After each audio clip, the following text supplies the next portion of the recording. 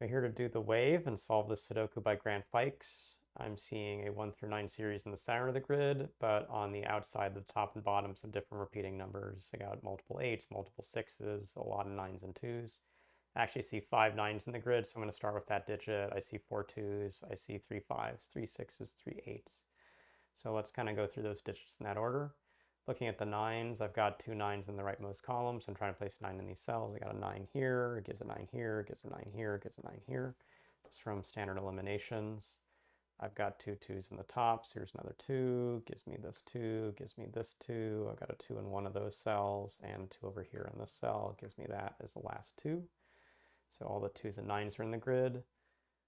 Looking at, I guess, the digit 5, I got 2 5s in the center, gives me a 5 here, gives me a 5 here. I've got a 5 in one of those cells, which will give me a 5 here, a 5 here, and a 5 here. That gives me this 5 for sure. So all the 5s now in the grid.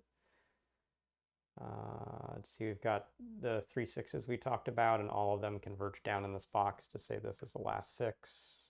But 2 6s up here, 6s in these cells. 6s in these cells can't go farther with 6s yet. This 8 comes across with this 8 to say there's an 8 here.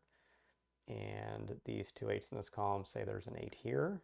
And then I have options for the remaining 8s, so we'll move on from that. But what we have done is finish most of this box. 4 and 7 to go.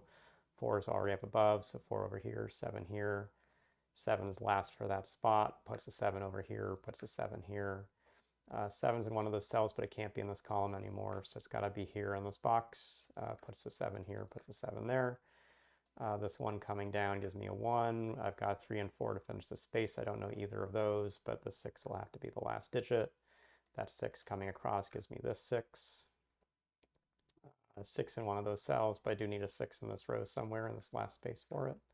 So these get filled in, 1 and 4 to go here, so it's 1 up above, 4 down below, last spot for the 4 there. I've got 3 as the last option in this column, puts in a 3, puts in a 4, puts in a 4, puts in a 1, puts in a 4, 1 and 3 here, 3 over 1, puts in this 1, puts in a 3, puts in an 8, puts in this 3. We have 1 and 8 here. We have this 1, 1, 8, 8, 3.